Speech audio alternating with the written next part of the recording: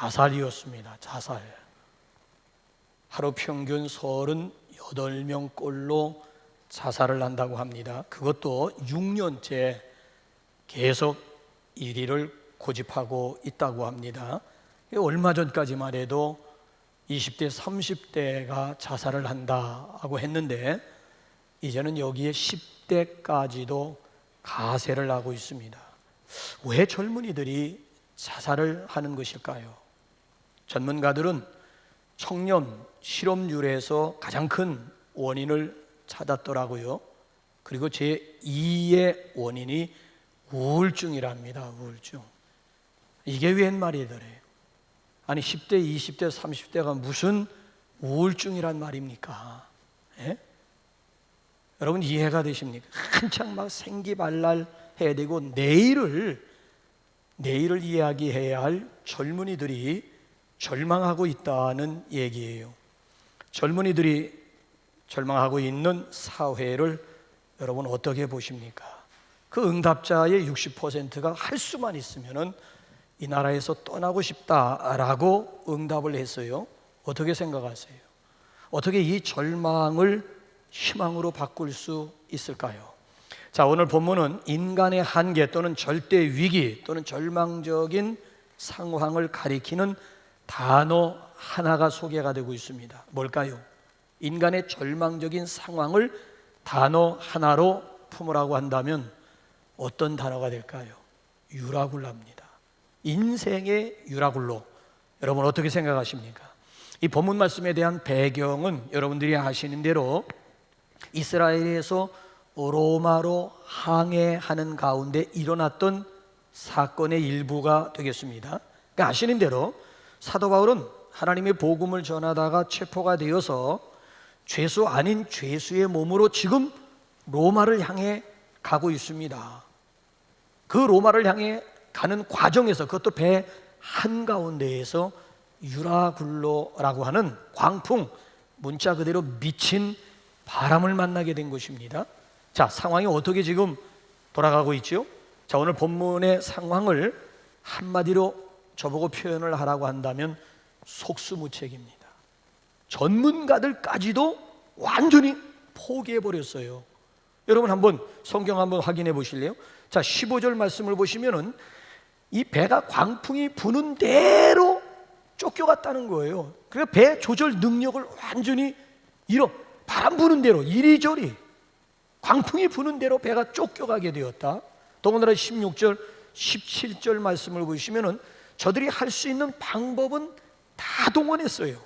그래서 보세요. 뭐 거루를 잡아 올리기도 하고 줄로 선체를 감기도 하고 그 다음에 연장들을 바다에 내리기도 하고, 이것도 안 돼가지고 18절로 넘어가 보시면은 스르디스라고 하는 암초에 배가 부딪힐까 싶어가지고 배를 가볍게 하기 위해서 배 안에 실었던 모든 물건들을 다 바다로 집어 내던지게 되었어요.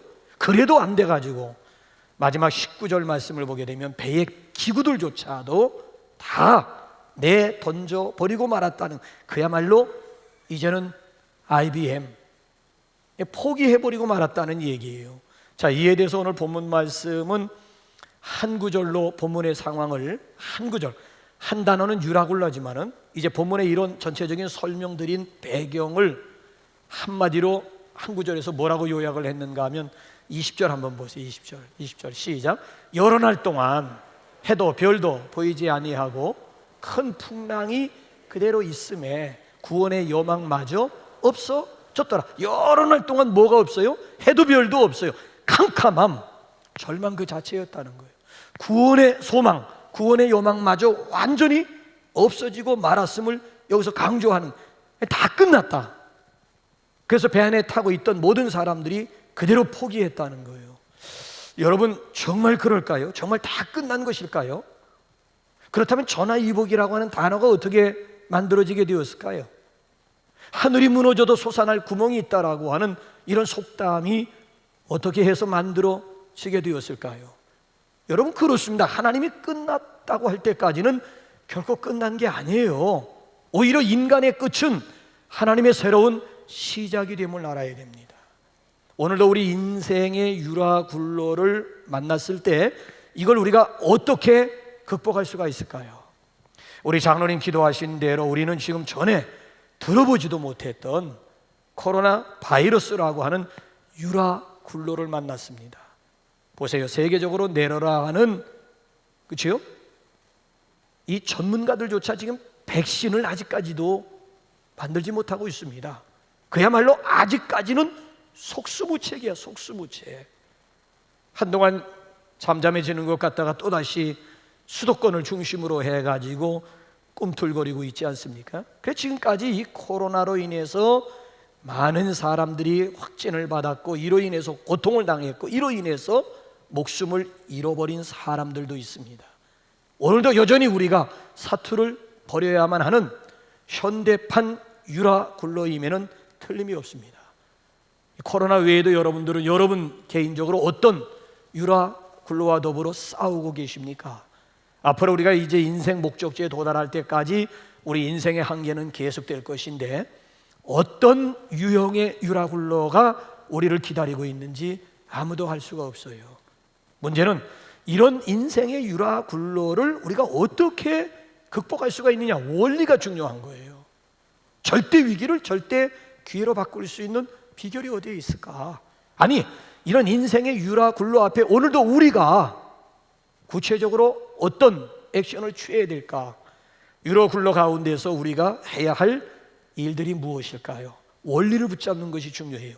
4가지 원리를 소개하는데, 첫째는 회개만이 살 길임을 믿으시기 바랍니다. 병명을 바로 알아야 고칠 수가 있는 거고, 원인을 바로 알아야 방법이 보이는 것 아니겠습니까? 그렇잖아요. 실패 가운데서 왜 실패했는지, 어디에 문제가 있었는지 바로 깨달아야 되잖아요. 사람은요, 성공보다는 실패를 통해서 더 많은 것을 얻을 수가 있고, 더 많은 것을 깨달을 수가 있습니다. 만약에 여러분 실패를 통해서도 깨닫는 바가 없다, 배우는 것도 없다, 또다시 그런 악순환은 앞으로 계속 반복될 거예요. 그렇기 때문에 회개를 하기 위해서는 여러분 어디서부터 내가 잘못되었는가를 알아야 돼요. 원인을 알아야 바로 해결할 수가 있는 거 아니겠어요? 그래서 요한계시록 3장 말씀을 보게 되면, 너희가 어디서 떨어진 것을 생각하고 회개하여 처음 행위를 가지라 라고 하는 말씀입니다. 어디서부터 잘못돼요? 어디서부터 내 믿음이 떨어졌느냐? 그 오리지널 포인트로 돌아가야 다시, 그렇죠? 첫사랑, 첫 믿음 회복할 수가 있다라고 하는 것을 강조해 주고 있어요. 자, 이제 오늘 여기 한번 본문 말씀 보세요. 어디에 문제가 있었는지 한번 보세요. 자, 21절 사도 바울이 지적을 하고 있어요. 어디에 문제가 있었는지 한번 보세요. 시작. 여러 사람이 오래 먹지 못하였음에 바울이 가운데 서서 말하되, 여러분이요 내 말을 듣고 그에 대해서 떠나지 아니하여 이 타격과 손상을 면하였더라면 좋을 뻔하였느니라. 내 말을 듣고 그에 대해서 떠나지 아니하였더라면 오늘 이 풍랑과는 상관이 없다는 거예요. 자, 그런데 이게 무슨 얘기인가 하면 11절 보세요. 그런데 보세요. 11절 한번 거슬려 올 무슨 얘기인지 11절 시작. 백부장이 선장과 선주의 말을 바울의 말보다 더 믿더라. 자, 누구의 말을 따를 것이냐라고 하는 문제예요. 자, 여기 백부장은 지금 가이사라에서 배가 출항을 해가지고 로마까지 가기 위한 것입니다. 총 책임 276명이 타고 있습니다. 거기서 총 지휘권을 가지고 있는 사람이 로마 백부장이었어요. 문제는 이 백부장이 누구의 말을 들을 것이냐예요. 바울의 말을 들을 것이냐, 아니면 선장과 선주의 말을 들을 것이냐. 바울은 뭐라고 이제 조언을 했는가 하면은, 지금은 시기적으로 금식절기가 지났기 때문에 지금 항해하는 것은 위험하다는 거예요. 그러니까 조금 좀 불평하지만 여기 지금 미항이라고 하는 작은 항구에서 한겨울을 보낸 다음, 이 다음에 이른 봄이 되어서 다시 로마를 향해서 출항하자고 백부장에게 구했습니다. 그랬더니만 선장과 선주가 반대를 하는 거예요. 아니, 이 작은 미항에서 어떻게 한겨울 동안 답답해서 어떻게 이 작은 항구에서 한겨울을 보낼 수가 있느냐. 좀 무리해서라도 화려한 도시인, 그 옆에 화려한 도시인 베닉스라고 하는 항구가 있으니까 베닉스까지 가서 거기서 한겨울 동안 엔조이 하면서 한겨울을 보내고 그 다음에 이제 이른 봄이 되어서 다시 로마를 향해서 출항하자. 자, 이 양쪽 의견 가운데 이 로마 백부장이 누구의 말을 따랐는가 하면 바울의 말이 아닌 선장과 선주의 말을 따랐습니다. 결국 지금 오늘 여기 와가지고 이런 유라굴로라고 하는 광풍, 미친 바람을 만나게 된 거예요. 그러니까 인간의 지나친 욕망과 욕심이 결국 화를 불러오게 된 것입니다. 하나님이 정해주신 자연법칙이 있는데 그 자연법칙을 무시한 결과 오늘에 와가지고 낭패를 당해요. 순리를 영리로 바꾸려고 하다가 이 사단이 난 거예요. 설마 하면서 스리를 즐기려고 하다가 결국 오늘에 와가지고 유라굴로라고 하는 광풍을 만나게 되었다라고 하는 거예요. 이제는 유라굴로 앞에서 우리가 깨달아야 되고 돌이키기만 하면 여러분 이 풍랑은 곧 잠잠게 될 것입니다. 그러니까 광풍을 헤치고 나가는 첫걸음이 뭐냐? 그게 바로 회개라고 하는 거예요. 여러분 코로나의 발생 시작도 보면 인간의 지나친 욕망, 욕심이 결국 코로나 불러온 것 아니겠습니까? 그렇기 때문에 우리가 하나님 앞에 회개해야 될 내용은 나의 지나친 욕망과 욕심을 하나님 앞에 내려놔야 되고요. 특별히 하나님의 말씀에 순종하지 못했던 부분들을 이번 기회를 통해서 우리가 철저하게 하나님 앞에 회개해야 되고요. 순리가 아닌 지금까지 영리로 살아왔던 나의 모든 삶의 형태를 하나님 앞에 회개해야 할 줄로 믿습니다. 그러면 하나님이 약속하세요. 뭐라고 약속하는지 한번 역대하 7장 한번 13절 한번 보실래요? 자, 시작. 혹 내가 하늘을 닫고 비를 내리지 아니하거나 혹 메뚜기들에게 토산을 먹게 하거나 혹 전염병이 내 백성 가운데에 유행하게 할 때에 내 이름으로 일컫는 내 백성이 그들의 악한 길에서 떠나 스스로 낮추고 기도하여 내 얼굴을 찾으면 내가 하늘에서 듣고 그들의 죄를 사하고 그들의 땅을 고칠지라. 여러분 회개라고 하는 것은 돌이키는 것이고 떠나는 것이에요. 회개하기만 하면 반드시 하나님께서 전염병, 코로나 전염병이에요. 전염병 하나님께서 고쳐주시고 그리고 다시 회복시켜 주실 것을 분명히 약속하십니다. 그래서 우리 모두 회개의 영을 초청하는 시간 되시기 바랍니다. 회개만이 이 민족이 살 길임을 믿습니다. 그런가 하면 두 번째, 인생의 유라굴로 가운데서 우리가 해야 할 일이 있다면은 서로를 격려, 더 이상 탓하지 마세요. 뭐 누가 어떻고 뭐 아무개고 더 이상 탓할 생각하지 마시고 이런 유라굴로 우리가 함께 지금 경험하고 있을 때에는 이때 가장 필요한 것이 서로가 서로를 격려하는 일입니다. 자, 사도 바울이 어떻게 격려하는지, 어떻게 위로하는지 22절 25절 한번 계속해서 한번 보실래요? 시작. 내가 너희를 구원하노니 이제는 안심하라. 너희 중 아무도 생명에는 아무런 손상이 없겠고 오직 100번이리라. 또 뭐라고? 시작. 그러므로 여러분이요 안심하라. 22절에서 25절에서 사도 바울이 계속 배 안에서 지금 사투를 벌이고 있는 275명을 향해서 위로하면서 격려하고 있는 내용이에요. 그러니까 위기라든지 절망적인 상황 속에서는 누군가 격려자가 있어야 됩니다. 아니 서로가 서로를 격려하는 일이 필요한 그 격려에 힘입어서 얼마든지 유라굴로를 극복해 나갈 수가 있습니다. 여러분 평상시에는 아무것도 아닌 것 같아도요 위기와 고난 가운데서 말 한마디가 나에게 큰 힘이 될 때가 있어요. 그 말 한마디는 죽을 때에도 잊을 수가 없는 거지요. 내가 정말 힘들 때 누군가 나에게 따뜻한 말 한마디를 해줬는데 그 말 한마디는 정말 평생가에 잊을 수가 없다니까요. 한때 베스트셀러였던 CEO가 되는 길이라고 하는 아주 유명한 책이 있어요. 거기 보면 50명의 CEO를 소개하는데요, 어떤 분이 이 50명의 CEO를 연구해 보니까 놀라운 사실이 발견되더라고요. 공통점이 뭔가 하면 이분들은 대다수가 따뜻한 가정에서 자라는 분들이에요. 또 한 가지 놀라운 특징은 어머니에게 있어요. 어머니. 위대한 어머니들을 두었더라고 하는 얘기예요. 어머니, 그들 배후에는 어머니, 그러니까 무슨 얘기인가 하면 이 아이들이 자라면서 개망나니 짓을 해요. 정말 아주 정말 문제아로 있을 때에 다른 사람들은 다 포기했는데 어머니만큼은 포기하지 않아요. 오히려 그런 자식들을 두고 계속 어머니가 격려의 말을 퍼붓는 거예요. I trust you. 나는 너 믿는다. 가령 예를 들면 쓰레기 청소를 하고 있는 자식이에요. 지금이야 직업에 귀천이 없다고 하지만 옛날만 해도 청소를 하든지 아니면 쓰레기 치우는 분들, 근데 젊은 아들이 지금 쓰레기 치우는 일을, 근데도 그 어머니가 그 아들을 향해서 너는 앞으로 성공할 거야, 너는 앞으로 잘 될 거야. 잘 되고 말고 내 아들 앞으로 잘 될, 너 지금 하는 일 보면 너무 성실해서 너 앞으로 큰 인물이 될 거야. 또 심지어 마약 판매를 하고 있는 아들을 향해서 포기했다라고 하는 얘기가 아니에요. 마약, 지금 자식이 마약 판매를 하고 있는 거야. 근데 그 아들을 향해서도 포기하지 않고 격려를 아끼지 않았어요.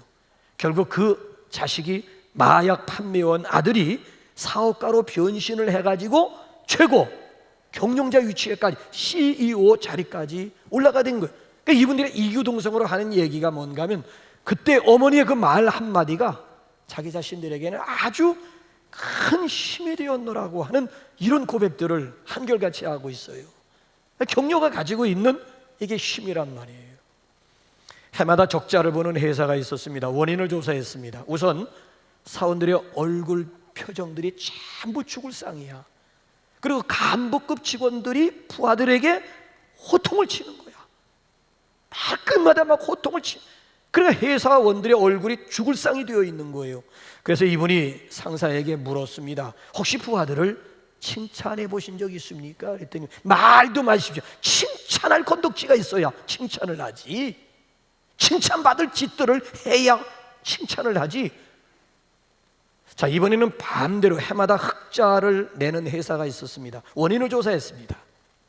전 사원들의 얼굴에 미소가 있고 상사가 부하를, 부하가 상사를 칭찬하는데 아끼지 않더라는 거예요. 인색하지 않더라는 거야. 자, 상사의 칭찬 한마디가 일의 능률을 올릴 뿐만 아니라 사기를 북돋아주고요. 또 부하 직원들로부터 인정과 함께 칭찬을 받은 이 상사, 상관 같은 경우에는 긍지와 보람을 느끼게 돼. 그러니까 일터 자체가 아름다운 일터로 바뀌어. 그렇게 해마다 적자가 아닌 흑자를 내는 회사가 될 수가 있었다는 거예요. 여러분, 그렇습니다. 책망만 들으면서 자란 아이는 적개심이 많아가지고 자라서도 남에게 상처를 줘요. 왜? 자랐을 때부터 책망만 받았거든요. 마음속에 지금 적개심이 가득하기 때문에 주변에 있는 사람들에게 상처를 주는 경우가 굉장히 많아요. 반대로 자라면서 칭찬을 받으면서 자란 아이는 다른 사람들까지 넉넉하게 사랑할 줄 알아요. 칭찬거리를 찾아 하는 사람은 그 마음가짐이 언제나 여유가 있더라고요. 여유가. 여러분, 그렇습니다. 이 칭찬과 격려라고 하는 것은 사람에게 용기와 자신감을 줘요. 이 칭찬과 격려라고 하는 것은 새로운 일을 하게 만듭니다. 칭찬과 이 격려라고 하는 것은 사람을 변화시켜, 칭찬하는 사람이나 칭찬 듣는 사람의 긍정적인 성품으로 변화하는 이런 힘을 가지고 있어요. 혹시 여러분의 가정이나 직장이나 혹은 교회에서 유난히 미운 짓만 골라서 하는 사람들 있습니까? 꾸중이나 비난보단 그런 사람들을 향해서 한번 위로라든지 격려라든지 한번 칭찬을 한번 해보세요. 잠언 16장에 보게 되면 선한 말은 꿀송이 같아서 마음에 달고 뼈에 양약이 되느니라. 선한 말, 격려야, 위로야, 칭찬의 말 한마디는 마치 꿀송이와 같아서 마음에 달 뿐만 아니라 뼈에 양약이 됨을 말씀하고 있어요. 그러니까 여러분의 눈에, 주변에 여러분의 눈에 마음에 안 드는 그런 사람들을 향해서 비난의 화살을 꽂기보다는 오히려 한번 그를 축복해보고 그를 한번 격려 한번 해보고 칭찬, 그리고 그를 위해서 기도해 줘 보십시오. 그러니까 유라굴라 우리 이 위기 가운데서 탓하는 것은 전혀 도움이 안 된다는 거예요. 오히려 그런 가운데서 서로가 서로를 위로하게 되면 그 위로에 말 힘입어 가지고 얼마든지 위기를 극복할 수가 있다는 거예요. 바라기는 저와 여러분 모두가 위로와 격려의 대가들이 되시기를 주님의 이름으로 부탁합니다. 그런가 하면 세 번째로, 인생의 유라 가운데 있을 때에 중요한 것은 비전을 붙잡는 일입니다. 자, 사도 바울이 한번 보세요. 뭘 붙잡았는지 한번 24절 한번 보실래요? 24절 시작. 바울아, 두려워하지 말라. 내가 가이사 앞에 서야 하겠고 또 너와 함께 항해하는 자를 다 내게 주셨다 하였으니. 자, 지금 여기 본문 말씀을 보게 되면은 여러분, 사도 바울은 죽을 수밖에 없는 이런 절박한 상황에서 가이사 앞에 서리라, 그러니까 로마를 버리라고 하는 이런 비전을 포기하지 않았어요. 나는 반드시 여기서 죽을 수 없어. 왜? 로마에 가서 가이사를 봐야 돼요. 사도행전 18장에서 하나님께서 바울에게 나타나서 너는 로마를 보아야 하리라고 그랬어요. 로마를 보아야 할 사람이, 앞으로 지금 비전이 있고 꿈이 있고 소망이 있는 사람이 오늘 이 유라 굴러라고 하는 광풍 앞에 굴복할 수가 있을까요? 얼마든지 꿈이 있고 소망이 있고 비전이 있는 사람은 현재 위기를, 이 유라 굴러가 어떤 형태의 유라 굴러든지 간에 그 유라 굴러를 극복할 수가 있다는 거예요. 여러분, 비전이라고 하는 게 뭐지요? 사전적인 의미는 보는 거 아닙니까? 현재만 보는 것이 아니에요. 미래에, 그렇지 않습니까? 앞으로 미래에 당해질 것까지 그림을 그리고 그러니까 미래의 그림을 보고 미래의 그림을 그리는 거예요. 여러분, 병든 자리에서 일어나기를 원하십니까? 다시 옛날처럼 살아서는 안 됩니다. 앞으로 건강을 회복하게 되면 무엇을 할 것인가를 바라보라는 거야. 병든 자리에서 건강한 자상을 그리라고 하는 거야. 하나님께서 내게 건강 주시면 이 주신 건강 가지고 내가 하나님의 영광을 위해서 무엇을 할 것이며 내 주변에 있는 이웃을 위해서 내가 무엇을 할 것인가 미리 내다보라는 거야. 그림을 한번 그려 얼마든지 일어날 수가 있다는 거예요. 혹시 여러분들 경제적인 어려운 가운데서 일어나기를 원하십니까?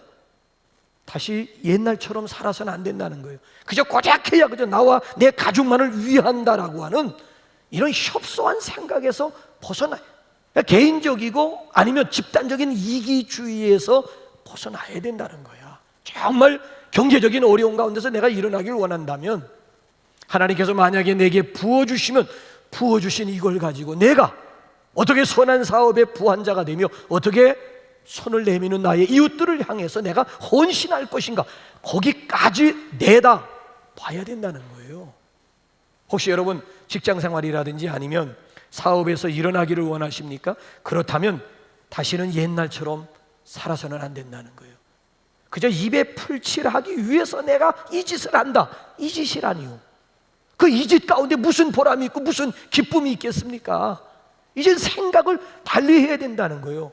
생업으로서의 일이 아닌 이걸 소명 차원에서 받아들여야 된다는 거야. 전직, 하나님께서 나를 이곳으로 불러주셨다. 하나님께서 구체적으로 나를 이 직장으로, 이 일터 가운데 하나님이 나를 불러주셨다라고 하는 소명감 말이. 그래서 그런 직업을 일컬어서 보케이션이라고 얘기를 하는 거예요. 정말 이걸 천직으로 하나님께서 나를 이곳으로 보내셨고 하나님께서 나를 이 일 가운데 불러주셨다라고 하는 그런 소명감이 있을 때 그 일 가운데 만족도 있고 보람도 있고 기쁨도 있는 것 아니겠습니까? 우리는 지금 인생의 바다 한가운데 있습니다. 그러니까 우리 앞에는 미풍과 순풍이 있을 수도 있고 아니면 폭풍이나 더 나가서 광풍이 있을 수도 있어요. 그러나 그런 가운데 꿈과 비전만 있으면 얼마든지 그 유라글로 극복할 수가 있습니다. 흔들리지 않는 꿈과 비전 붙잡고 승리할 수 있기를 주님의 이름으로 축원합니다. 마지막 네 번째로, 인생의 유라 가운데 있을 때에 무엇보다도 믿음을 회복하는 일이 급선무입니다. 자, 25절 보세요. 조금 전에 우리 찬양팀들, 우리 뒤나미스 찬양팀들이 나는 믿네 하면서 고백했습니다만 보세요. 시작. 그러므로 여러분이요 안심하라. 나는 내게 말씀하신 그대로 되리라고 하나님을 믿노라. 나는 하나님을 믿노라. 나는 하나님을 믿노라. 자, 배 안에 탔던 275명은 다 낙심 가운데 포기했습니다. 다 끝났다고 생각을 했습니다. 그래서 배 안에 있는 기구들조차도 다 내팽개쳤습니다. 자, 그런데 여기 보면 사도 바울만큼은 끝까지 포기하지 않아요. 오히려 그 순간 더 담대해졌습니다. 어떻게 이것이 가능했다고요? 나는 하나님을 믿노라. I believe God. 나는 하나님을 믿노라. 오히려 이 유라굴로 가운데서 오히려 더욱 하나님을 신뢰하는 믿음의 사람으로 거듭날 수가 있었습니다. 그래서 훗날 사도 바울이라고 하는 사람이 오늘 이 본문 말씀을 생각하면서 훗날 편지를 쓸 때에 뭐라고 편지를 썼는 줄 아십니까? 오늘의 이 사건을, 오늘의 이 유라굴로 광풍 사건을 훗날 어떻게 재해석을 했는지, 어떻게 조명하는지 한번 고린도후서 1장 한번 볼까요? 시작. 우리 자신이 사형 선고를 받은 줄 알았으니 이는 우리로 자기를 의지하지 말고 오직 죽은 자를 다시 살리시는 하나님만 의지하게 하심이라. 그가 이같이 큰 사망에서 우리를 건지셨고 또 건지실 것이며 이후에도 건지시기를 그에게 바라노라. 자, 오늘의 이 유라굴로 광풍 사건을 훗날 한마디로 뭐라고 요약을 했어요? 사형 선고. 오늘 이 본문 말씀의 상황은 마치 사형 선고 받은 것과 같았다는 거야. 더 이상 자기들의 힘과 자기들의 기술이라든지 경험 가지고는 이제는 뭐 속수무책, 어찌할 수 없는, 더 이상 자기 자신을 의지하는 것이 아니라 오히려 이 순간을 통해서 여호와 하나님만을 의지하는 그런 사람으로 거듭날 수 있었음을 강조하고 있는 그런 내용이잖아요. 그러면 얼마든지 화가 변하여 복이 될 수가 있습니다. 한마디로 믿음 승리예요. 믿음 승리. 그래서 우리 옆 사람에게 조용히 한번 인사 한번 해볼까요? 과거, 현재, 미래. 하나님이 건지셨습니다. 하나님이 건지십니다. 하나님이 건지실 것입니다. 시작. 하나님이 과거, 현재, 미래.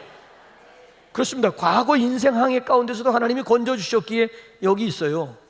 지금 우리가 당하고 있는 유라굴로라고 하는 광풍 가운데서도 하나님이 건지실 거예요. 또 앞으로 목적지에 도달할 때까지, 우리의 천성에 도착할 때까지 여러 가지 유라굴로라고 하는 광풍이 밀려온다 할지라도 반드시 하나님이 건지실 거예요.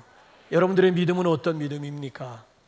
유라굴로라도 잠잠케 할 믿음입니까? 아니면 미풍도 광풍처럼 두려워하고 있는 그런 믿음입니까? 그러니까 우리의 인생 풍랑이라고 하는 것은 우리의 믿음을 저울질해 볼 수 있는 바로미터예요. 그러니까 내 믿음의 그릇이 어느 정도인가는 유라굴로 앞에 서 봐야 그 믿음의 진가가 드러나게 되어져 있는 거예요. 위기를 통해서 우리가 그렇잖아요. 더 큰 믿음의 그릇으로 업그레이드 될 수 있는 기회라고 하는 거예요. 그래서 옛날 동양 고전에 보면 이런 말이 있습니다. 로요 지마력이요 일구 견일심이라 라고 하는 말이 있어요.